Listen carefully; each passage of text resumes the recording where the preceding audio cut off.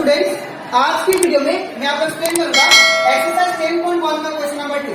हम लोग class 9 maths का चैप्टर 10 करेंगे, दैट इज सर्कल। इसके पिछले वीडियो में मैंने आप लोगों को एक्सरसाइज 10.1 का क्वेश्चन नंबर 1 आप लोगों को डिटेल में एक्सप्लेन किया था, ठीक है। और इसी के साथ साथ मैंने आप लोगों को चैप्टर 10 का इंट्रोडक्शन पार्ट भी आप लोगों को डिटेल में एक्सप्लेन किया, ठीक है। और इसी के साथ साथ अभी तक हम लोग क्लास 9 मैथ्स का chapter revision, chapter 1, chapter 2, chapter 3, chapter 4 and chapter 6, chapter 7 and chapter 12 and chapter 14, इन सभी चैप्टर का जितना भी एक्सरसाइज क्वेश्चन था और जितना भी एग्जाम्पल क्वेश्चन था वो सारा एक्सप्लेन कर दिया, ठीक है। तो अगर आपको सारा क्वेश्चन अच्छे से सीखना है तो आप लोग उसको मेरे यूट्यूब चैनल में जाकर उसको देख सकते हो, ठीक है। इसी के साथ साथ मैंने हर एक चैप्टर का दैट इज चैप्टर का एक्सरसाइज क्वेश्चन और एग्जाम्पल क्वेश्चन प्लेलिस्ट बना के अपलोड कर दिया, ठीक है। तो स्टार्ट करता चैप्टर। यहाँ पे हम लोग को क्वेश्चन नंबर 2 का 1 में दिया गया है, line segment joining the centre to any point on the circle is a radius of the circle. यहाँ पे क्या बोला, ध्यान से समझिए। ये स्टेटमेंट 2 है कि 4 से वो आपको बताना है, ठीक है। यहाँ पे बोला जा रहा है कि line segment joining the centre to any point of the circle.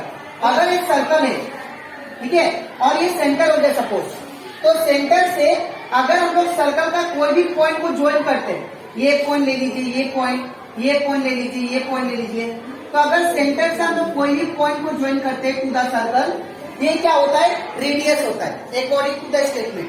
तो यहाँ पे ये स्टेटमेंट क्या हो जाएगा, ट्रू हो जाएगा। बिकॉज क्यों, यहाँ पे क्या बोला जा रहा है, line segment joining the centre, जो लाइन सेगमेंट सेंटर को ज्वाइन करता है टू द सर्कल, वो हमेशा क्या होता है, ये क्या होता है, हमारा रेडियस होता है, ठीक है। ये क्या होता है, रेडियस, वही हमारा स्टेटमेंट बोला था, ठीक है। अब नेक्स्ट तो ये क्या हो जाएगा, दैट इज ट्रू। नेक्स्ट क्या बोला, a circle has only finite number of equal code. एक सर्कल के पास कुछ नंबर ऑफ इक्वल कोड बन सकते हैं, ठीक है। तो ये ऑप्शन फोर्स होगा। अब क्यों होगा, ध्यान से देखिए। अगर मान लीजिए सर्कल हो गया, ठीक है। अब कोड किसे बोलते हैं हम लोग, कोड जो बनता है 2 पॉइंट से बनता है, ठीक है। तो मान लीजिए यहाँ पे एक पॉइंट है, यहाँ पे पॉइंट है, ठीक है। तो ये कोड बन गया, ठीक है। इन द सेम वे ये कोड बन गया, इन द सेम वे यहाँ पे कोड बन जाएगा, इन द सेम वे यहाँ पे कोड बन जाएगा, ठीक है ना। इन द सेम वे यहाँ से भी कोड बन जाएगा, ठीक है। इन द सेम वे ऐसे भी कोड बन जाएगा। मतलब कहने का मतलब यहाँ पे इक्वल कोड जो है वो फाइनाइट नहीं है। फाइनाइट मतलब लिमिटेड, ठीक है। तो इक्वल कोड जो ड्रॉ होंगे एक सर्कल पे वो इनफाइनाइट होंगे, ठीक है। तो इसलिए क्या होगा, फोर्स होगा, क्योंकि इक्वल कोड हम लोग बहुत सारा बना सकते हैं एक सर्कल में, ठीक है। तो यहाँ पे लिमिटेड नहीं होगा, अनलिमिटेड होगा, ठीक है। तो ये क्या हो जाएगा, स्टेटमेंट फोर्स। नेक्स्ट क्या बोला, if a circle is divided into 3 equal arc. अगर एक सर्कल को हम लोग 3 इक्वल आर्क में डिवाइड करें, 3 इक्वल आर्क, ठीक है। दैट इज, मान लीजिए ये एक आर्क हो गया,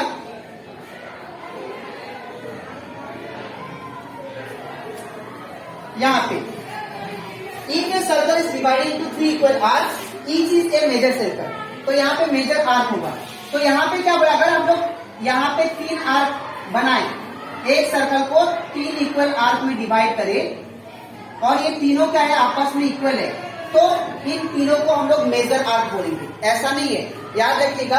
अगर एक सर्कल को आप लोग 3 या 4 या 5 इक्वल आर्क में ड्रॉ करें, ठीक है, तो वहां पे जो आर्क होगा वो क्या होगा, इक्वल होंगे, ना कि मेजर आर्क, ठीक है। तो इसलिए स्टेटमेंट क्या होगा, ये फॉल्स, ठीक है। तो नेक्स्ट नंबर है यहाँ पे 4 नंबर, ए कोड of a circle which is twice as long its radius is a diameter of the circle. अब इसमें बोला जा रहा है कि अगर मान यहाँ पे बोला जा रहा है कि कोड है, वो कोड जो है of a circle which is twice, वो क्या है, 2 गुना, ठीक है, twice as long its radius, वो रेडियस के बराबर। जो भी कोड होगा वो कोड जो है वो 2 गुना रेडियस के बराबर होता है। और उस कोड का नाम क्या दिया यहाँ पे, क्वेश्चन के अकॉर्डिंग इज ए डायमीटर, उसको डायमीटर बोला जाएगा, ठीक है।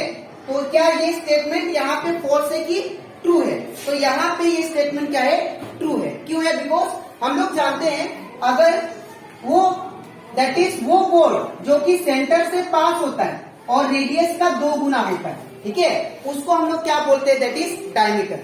तो ये स्टेटमेंट के अकॉर्डिंग ये क्या है, स्टेटमेंट करेक्ट है, ठीक है।